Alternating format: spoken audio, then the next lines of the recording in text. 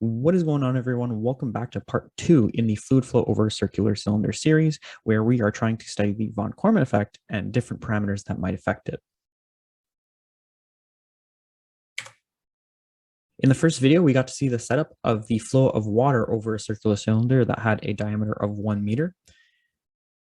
So today what I'm going to be doing is adding a cylinder in tandem and separating them by 4D or 4 meters because their diameters are 1 meter, and seeing how this second cylinder is going to affect the wake structure of the flow behind the cylinders, and if we're going to even see the von Karman effect happen.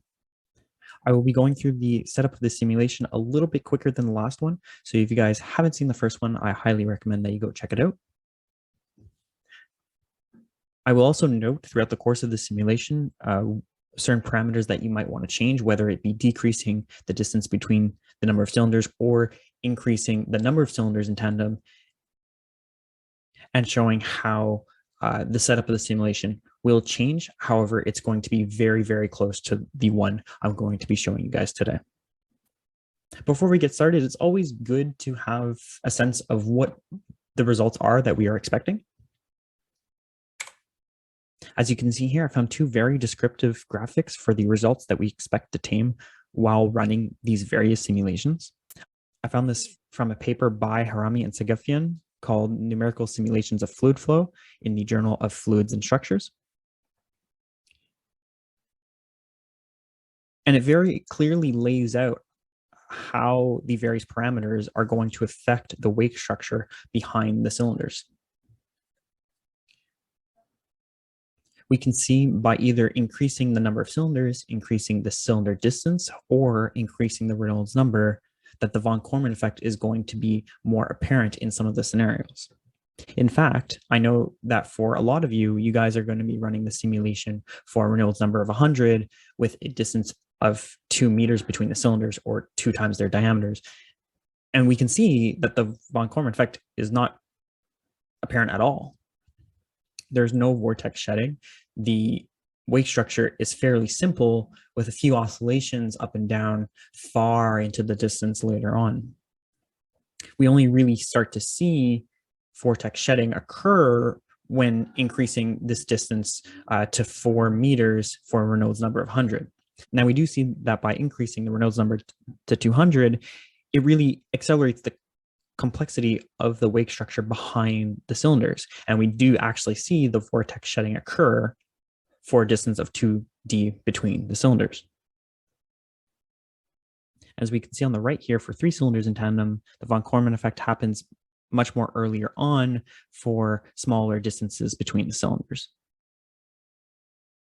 I've left the citation at the bottom slide if you guys wanted to go read the paper on your own. It is a very highly recommended paper, as it gives a lot of observations for the study that we are doing here. All of this being said, let's jump right into the simulation for 2 cylinders in tandem separated by 4 times their diameters. So now that we are in Workbench, we'll go ahead and start up the setup of our simulation. We're going to grab the fluid flow Fluent analysis system and drag it into our project schematic. And we're going to double click on geometry to run SpaceClaim. Now with SpaceClaim open, we can go ahead and start building our geometry. For CFD simulations, as I mentioned before, the geometry that we build is the fluid domain, or wherever there's going to be fluid. This is different from FEA simulations, where we actually build the object domain and test the stresses and strain on the object. So for CFD simulations, we build the fluid domain instead. So around the fluid that is around the object. The first thing that I'm going to do is end sketch editing. So by pressing on the check mark up here, because by default, and SpaceClaim has us sketching on the ZX plane. And I want to change that to the XY plane. And sketch editing. I'm going to go ahead and change my units. So go to File, SpaceClaim Options. Press on Units, and I can change it millimeters to meters. I'm going to press OK. Now with it in meters, I'll go ahead and start sketching. So I'll open sketch mode by pressing on the pencil here. And I'll choose the plane I want to sketch on, the XY plane. I'm going to choose my first cylinder and place it at the origin. I'm going to take the dimensioning tool and dimension this to be 1 meter.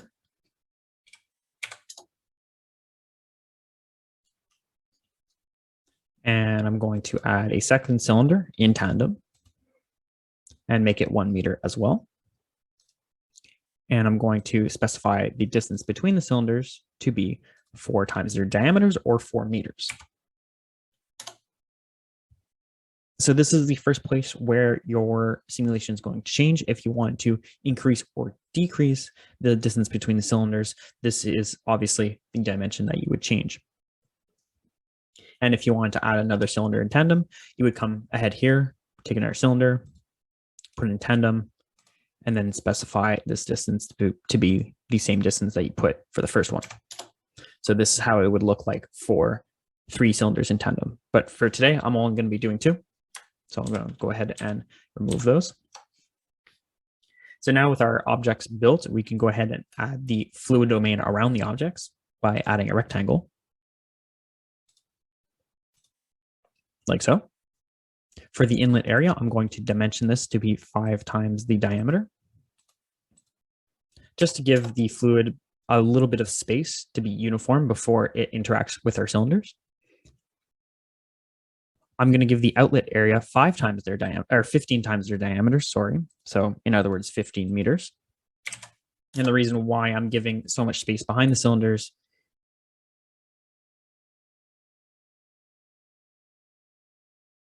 is because what we're interested in studying is the wake structure that occurs after the cylinders, or after the fluid interacts with the cylinders. So as we saw for the scenario of Reynolds number of 100 that had a separating distance of 2 meters between the cylinders, we saw that the fluid structure, or the wake structure behind the cylinders, wasn't very complicated, and there was very few oscillations, where the only oscillations were really occurring much farther down the stream. So in a scenario like that, it might be necessary to increase the outlet distance, but for most of the scenarios, 15 meters is plenty. And now for the width of the fluid domain, I'm going to measure it to be 6 diameter, or 12 meters in total. So 6 meters from each of the center lines. And I found that this was a fairly good measurement that allowed for the fluid domain to not be too big, but also for it not to be too small, that the walls start to interfere with the fluid flow. So now with our fluid domain built, we can go ahead and sketch editing by clicking on the cube down here. And this creates our surfaces based on the sketches that we provided. And as I mentioned at the beginning, we are interested in the fluid domain and not the object domain. So I'm going to go ahead and delete the cylinders, or the cylinder surfaces here. Hold Control, press the other one, and press on delete. So now we only have the fluid domain as our surface, or as our geometry. So that is good to go. We can go ahead and move on to the meshing stage. So now that we are in the mesher, we can go ahead and build our mesh and our named selections. The mesh for this simulation is going to be a little more simple than the one that we made for the 1 cylinder. The reason for this is that the computational analysis is going to be a little more complicated for this simulation. And therefore, if we were going to go with a more complicated mesh, there would more likely for errors to occur during the calculation phase. So by going with an easier mesh, or a less complex mesh, it's much easier for the simulation to run its computational analysis. And obviously, for all of these finite element analyses, CFD simulations, once we get the results that we expect to obtain with a less complex mesh, it's much better to go back into the mesher and make the mesh a little more complicated, make it a little more finer, just so that we get a more accurate result. However, if you were to go with a very complex mesh off the bat and all of these errors occur, you're not going to know where your simulation went wrong. So it's always better, if you don't have your results yet, to go with a simpler mesh and to increase its complexity once we get the result that we desired. All that being said, we're going to go ahead and build our mesh for the 2 cylinders in tandem. So I'm going to go ahead and insert a face meshing. As you can see here, the yellow box indicates what the face meshing is asking for. So it's asking for a geometry. We're going to go ahead and press on our face selector tool. we're going to choose the face of our fluid domain, and we're going to apply this to the geometry. The rest of the definition of this face meshing is good to go. We do not have to change any of it. So we'll go ahead and also insert a refinement. So much like we did before, we added an inflation before in order to decrease the size of the elements around the cylinders, because that's where the boundary effects happen. And you can go ahead and add an inflation as well here, but again, it makes it a little more complicated than just adding refinement. So what I'm going to do instead for this simulation is add a refinement. I'm going to take the edge selector tool and choose our two edges and apply that. And I'm going to add a refinement of 3. So this is the whole idea of making your mesh a little more simple earlier on to get the results that we expect to obtain. Once we get the results, we could go ahead and remove this refinement and add an inflation instead in order to make it the mesh a lot nicer and to get more accurate results. So now with our face meshing and refinement in place, we can go ahead and create our mesh. So we'll go ahead and generate the mesh.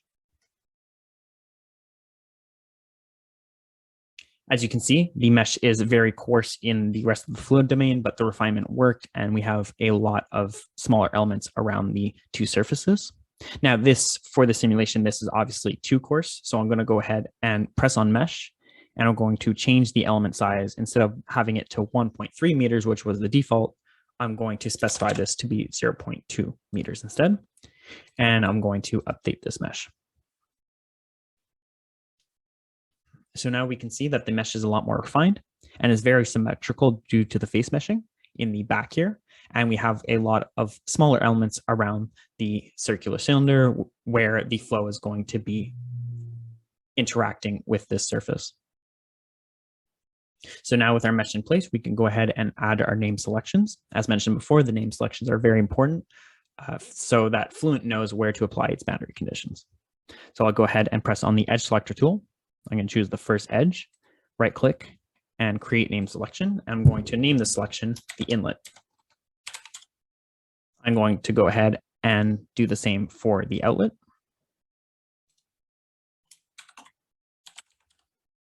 I'm going to add one for the two walls on the same name selection. You could add these on two different name selections. It's not a problem. And I'm going to go ahead and do one for each of the cylinders.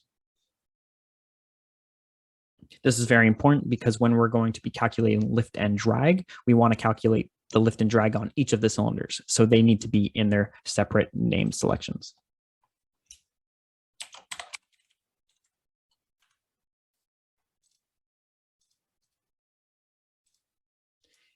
And obviously, if you had a third cylinder, you would put the third cylinder as a third name selection for the cylinders.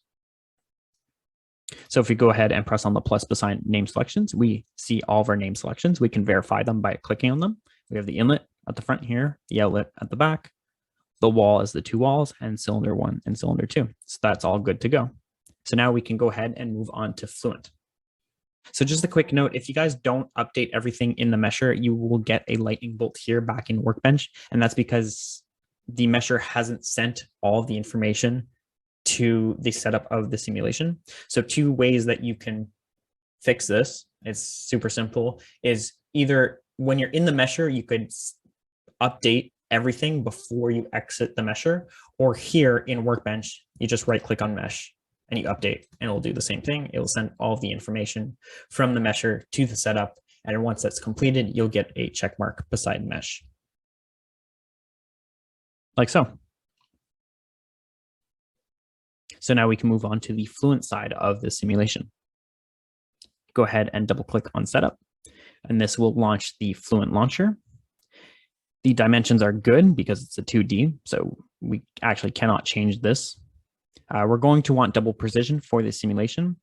And I know that for my machine, I can change this or up this to 2 solver processes and 1 GPU.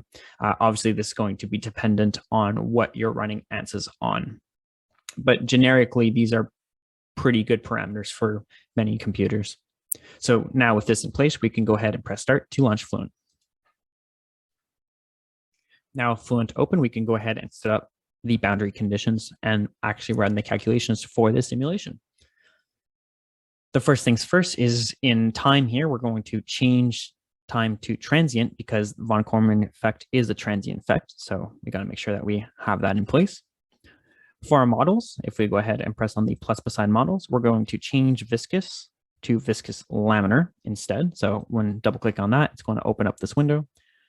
Just choose laminar and press OK. Next, we're going to add the material that we want to run our simulation in. By default, if we press on plus here, we see that by default, ANSYS is running air. We don't want air. I'm going to use water instead. So double click on air. It's going to open up this. I can open Fluent database. And here in its list of materials, I can go ahead to the bottom and choose liquid water. These are the properties that it has by default. And again, you could change these if you had specific properties that you wanted to run. But to add it to the project, you go ahead and press on copy. And you can close this window and close this window. And as you can see in our tree, we now have liquid water as a material in our simulation. Now, just because we added it to the material tree doesn't mean it's actually initialized as a material in our simulation. So in order to do that, we're going to go to cell zone conditions, double click on the surface. And to initialize the fluid domain to the material that we want, we have to go to this tree here and select the material that we desire. Now, so any material that you add to this tree here is going to show up as an option for the material of our zone. To apply it, press apply, and you can close this window. Next, we're going to go ahead and check our boundary conditions. So if we double click on boundary conditions, we have our cylinders, inlet, outlet, and wall. So we're going to go ahead and check that. Cylinder 1 is a wall, so that's good. Cylinder 2 is also a wall. Inlet is a velocity inlet, that's good. Outlet is a pressure outlet, that's fantastic. And wall is a wall. So that's all good to go. The only thing that we need to do is initialize the velocity of the fluid at the inlet. So to do that, we're going to go ahead and press on inlet and press edit. That's going to open up the velocity inlet window, and we can change the magnitude of the velocity. I'm going to be using a velocity of 0.0001 meters per second in order to give me a Reynolds number of 100, since we are using water as our material. To initialize this to our simulation, we're going to press apply, and we can close this. Next, we're going to move on to reference values. So if we go ahead and press on reference values, we can see that our reference values are not good because it says our velocity is 1 meter per second, and it doesn't have the properties or material properties of the water. So in order to initialize these reference values, I should say, we should go ahead and use inlet as our compute from place.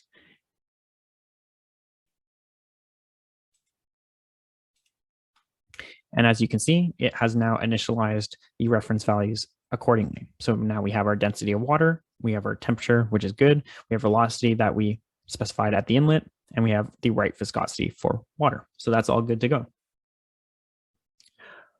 Next, for solution methods, we're going to go ahead and change this to second order implicit down here.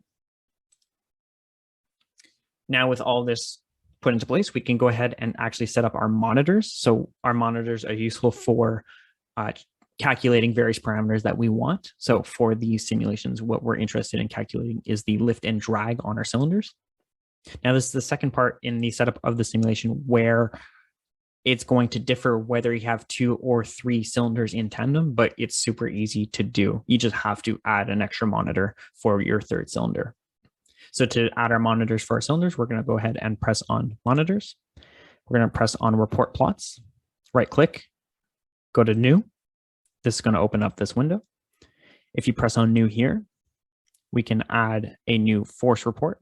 We're going to start with the 2 drag reports, and you have to do them individually for each surface. So I'm going to name this drag 1, just so I know that it is the drag on the first cylinder. Drag coefficient is good. Cylinder 1 is good to go. Force vector is 1 in the X, 0 in the Y. I know that our CAD is on the XY plane, the Y being in the upwards direction. So I know that the drag is going to be in the X direction. And I'm going to print this to a console so that it prints it in real time when it's running the calculations to our console here. So that's good to go. Press OK. I'm going to go ahead and press on new again in order to add another drag report. I'm going to name this one drag 2 instead to know that it is the drag on the second cylinder. Force vector is good, and print to console. Press OK. And press OK. So as you can see here, we have drag 1 and drag 2, and we also have report plot 0. If we go ahead and double click on report plot 0, we see that it's not actually plotting anything. But if we wanted to add the drag 1 and drag 2 on the same plot, we could go ahead and do that. So we can go ahead and press on drag 1. We can add it to our report definitions. And if we add drag 2 to our report definitions, it's now going to plot drag 1 and drag 2 as a function of flow time on one single plot. So I'm going to go ahead and rename this to drag because this is our total drag plot, our drag for both our cylinders. Press OK. Now we have drag 1 and drag 2, drag being both our drags plotted on the same plot, drag 1 being only the drag on the first cylinder and drag 2 being only the drag on the second cylinder. If you had a third cylinder, you would go ahead and repeat this process for 3, 4, 5 cylinders, however many more you have.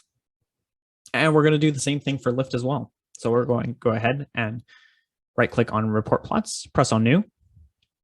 We're going to create a new one, but this time it's going to be lift instead.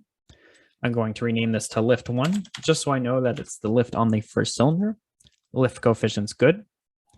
Now our force vector is 0 in the X, 1 in the Y, because we know that the lift is going to be in the Y direction based on how our CAD is positioned. And we're going to print this to console as well. Good. And we'll do it again for another lift on the second cylinder. Lift coefficient, cylinder 2, force vector, print to console. Good to go.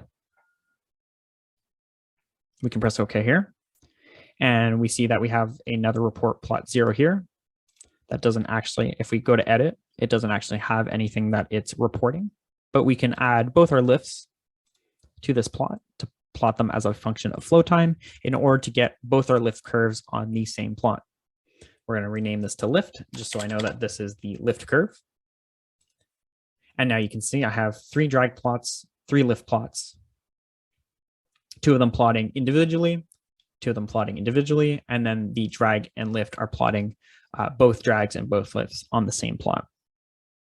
So that's all of our monitors. That is good to go. And as I mentioned, you would keep adding report plots for however many cylinders you have. Next, we're going to go ahead and initialize our simulation. So we'll go ahead and press on initialization. And we're going to do a standard hybrid initialization. So hybrid initialization, press initialize. And as you can see in the console window, hybrid initialization is done. So that is good to go. If we wanted to actually build an animation later on, we can go ahead and save the time steps that we're going to be calculating. So if we go to calculation activities, we can see that autosave every time step is set to 0. So that's not good because we're not going to be able to create a simulation later on based on our time steps. So we can change this to 1 in order to save every time step. Now you can also change this to 5, 10 to do it every 5 time steps, 10 time steps. It really depends on the animation that you want to create. It also matters on how much data points you're generating. If you're generating a lot of data points, it might be good to only save it every 5 or 10 time steps if there's not much difference or changes between the 2 frames. But for the simulation, I'm just going to run it every time step. So that's good to go. Now we can actually go ahead and run the calculation. So we're going to double click on run. That's going to open up the run calculation here. As I mentioned in a previous video, the time step size as well as the element size in our mesh are 2 very important parameters that might affect the result of the simulation. Oftentimes for projects, you're actually asked to do a mesh study where you're going to change the mesh size or change the time step size in order to see how much is going to change the results by. So therefore, it's recommended that if you don't get your result right away, that you alter your time step size in order to see if you can get a better result that way. And if you can't get a better result with your time step size, it might be worth increasing or decreasing the actual size of your elements in your mesh. I also mentioned that a good rule of thumb for the time step size is that the distance that the fluid is going to travel will not exceed the size of your smallest element. Now, in this mesh, we didn't actually define what the smallest element was. We just added some refinements around the cylinders. However, I do know that I added a refinement of 3. So it made them more or less 1/3 of the size of the 0.2 meter elements that we have in our mesh everywhere else. So if we were to take that approximation, we know that our smallest element would be 0.067 meters. And we know that the fluid is running at a velocity of 1 times 10 to the negative 4 meters per second. So if we divide the element size by the velocity, we get a time of 666.67 seconds. So this is going to be the time that it takes a fluid to go across our smallest element. A good rule of thumb for CFD simulations is to take this number and make your time step size smaller, so that it's taking time steps at least at the boundary of every element. And if you make it smaller than that, well, it's going to be taking time steps within every smallest element. So that's good. You can get away with making it a little bigger than this, but I would not recommend making it much more bigger because it may skew your results that you're going to obtain. So for the simulation, what I'm going to do is use a time step size of 500, which is smaller than the 666.67 I calculated. And I'm going to run this for approximately 3,000 time steps. This is much less than what we ran before for the 1 cylinder scenario, simply because my time step is much larger, because my mesh is much larger as well. So we're going to get farther in time much quicker with the bigger mesh and the bigger time step. So now with all of our parameters put into place, we can go ahead and actually calculate the result. We'll go ahead and press on calculate. And as you can see in the console window, it's going ahead and starting all the calculations, and it's opening up all of our plots and printing the plots in real time as it runs the calculations. So this is going to take a little bit of time. I will cut to when we have results. Hey guys, welcome back. The calculations have completed, so we can go ahead and look at our results. Press on OK. We can go ahead and look at our lift report. And as we can see, we got a fairly good result. As we saw in the first video for the 1 cylinder in a fluid flow, we saw that the lift during the von Karman effect oscillated up and down, much like we see here, where the amplitudes of the oscillations got bigger and bigger until a point at which they plateaued or remained the same magnitude. We have the exact same results here. Both our lift 1 and our lift 2, lift 1 being the lift on the first cylinder of lower magnitude, but the amplitudes do get larger and larger until a certain point at which they plateau, around 1 million seconds here. And we see the same result for lift 2, where the plateau happens again around 1 million seconds. Now, we do expect that the lift for the second cylinder is going to be much larger than the lift on the first cylinder, because the lift that's being introduced to the first cylinder is a uniform flow, whereas the second cylinder is in the wake of the first cylinder, and thus the lift and drag on that cylinder is going to be much higher in amplitude, or in magnitude, sorry, because it's going to be reacting to the wake of the first cylinder. If we go ahead and check our drag reports, we see that we have the exact same result as we got for the 1 cylinder case.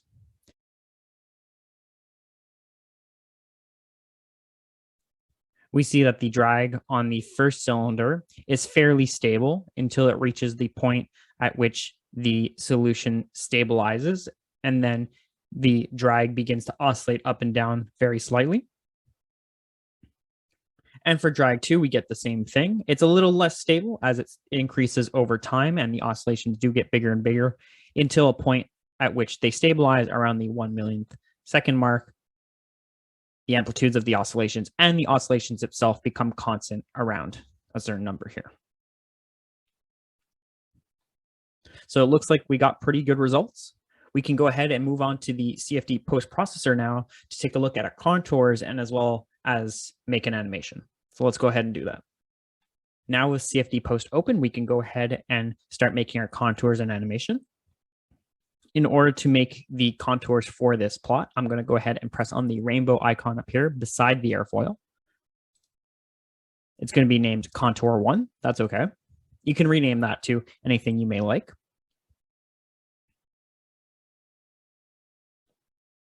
For the location, we are going to put it on symmetry 1. And for the variable that we want to look at, we're going to look at the velocity in the u direction. Now, if you wanted to analyze any of the other variables, this is where you would change it, but we're interested in seeing the velocity in the u direction. And we're going to up the number of contours. We're going to change this to 100.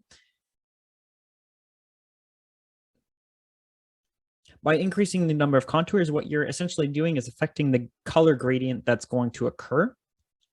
Therefore, if you don't have a lot of contours, the gradient of colors is going to be very choppy, and the color change between values is going to be very abrupt. Whereas if you add many more contours, like 100, 200, then you're going to have a much more smoother gradient between the colors, which are representing your different magnitudes in velocity.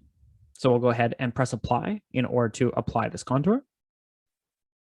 And as you can see here, this is our contour for our velocity in the u direction.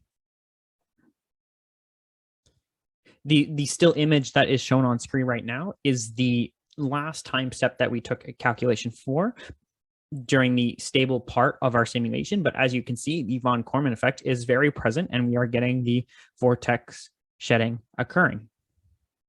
So that is a good result. If you wanted to make streamlines instead of the contour, you could go ahead and do that as well. So we're going to deselect contour so that we're able to see our streamlines when we apply them.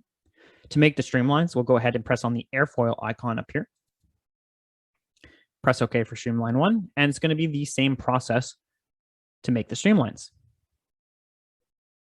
The domain is going to be all domains. We're going to start the streamlines from the inlet. They're going to be equally spaced. And the number of points, we're going to increase this to 100. Now, like the number of contours, the number of points is going to indicate how many streamlines we're going to have. Therefore, the more points you have, the more streamlines you're going to have, and the more filled in your graphic is going to be here.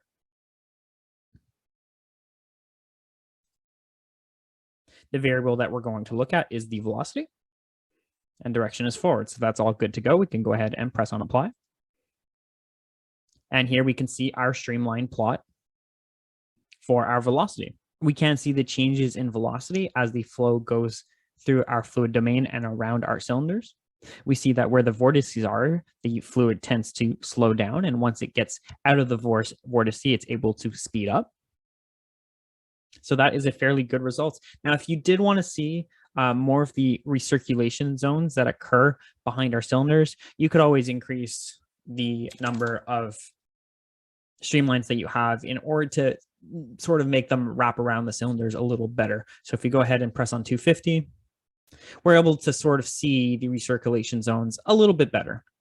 We can see that the flow curves in here and gets really slow, almost to a point at which the velocity is close to 0. So that's all good. We can now go ahead and create our animation. For our animation, we're going to use our contour and not our streamlines. So we'll go ahead and press on the contours and deselect the streamlines from our tree here. In order to make the animation, we're going to go ahead and press on the film icon up here. The animation type is going to be a time step animation. We're going to bring the counter back so that it shows the first time step or the first screen cap of our first calculation that we did during the computational analysis. it is going to be controlled by the time step, so that is good. If you wanted, you can specify the range of the animation. So say if you didn't want sort of the beginning here, you could always press on the little box here and change from when you start your time steps. But for this animation, I'm going to take all the time steps that we calculated. Because we have a lot of time steps, I'm not going to repeat the animation, but if you wanted to make it a bit of a GIF and make it repeat several times, you could go ahead and up the number of repeats here. Now, if you did want to make it infinite looping, you could go ahead and press on the infinity sign here. But however, I don't think you're able to save that as an actual video format because a video file is a finite amount of time. So there would be a certain amount of repeats. So if you go ahead and do press on this, it's only for the CFD post-processor. In order to make and save a movie as a file format, you have to choose a finite number of repeats. So I'm going to keep it to 1 just because we have a lot of time steps. And to actually save the movie, you're going to go ahead and press on the box here, check that off. And this is where the path at which your file is going to save. And you could go ahead and open the file icon here if you wanted to change where you wanted to save it. And the FFF here is going to be the name of your file. So you could go ahead and change that. I'm going to change mine to 4D cylinders because that is the distance that we have between the cylinders. And for the format, I'm just going to use Windows Media Video. So we can go ahead and actually start compiling our animation. In order to start that, we go ahead and press on the play icon up here. And down at the bottom, we're going to get our progress bar. As you can see, it's loading time step 4. And we have, I think it was 3,000 time steps that we took. So this is going to take a bit of time. But in the next cut, I'm going to show you guys the animation that it created. Hey guys, and welcome back. This is the video that was compiled by CFD Post and saved on my computer, so we can go ahead and press on play to view it. As we can see, it took all of the time frames or the time steps and put them back to back in order to create this animation. It is a fairly lengthy animation. It is about 2 minutes long, but it shows all of our time steps from the very, very beginning to the very end when the solution became stable and we got to see a stable von Karman effect. So as we can see throughout time, the oscillations at the back of the fluid flow here are getting higher and higher in amplitude. And if we go along and fast forward this to the end, we can actually start to see the vortex slowly start to shed from this, and they get bigger and bigger until they have completely shed away from the fluid behind the cylinders. So this is the result that we expected to get based on the images that we saw at the very beginning of this video. Anyway, guys, that's going to be it for me for this video. Don't forget to give the video a like if you guys thought it was helpful and subscribe for more engineering content.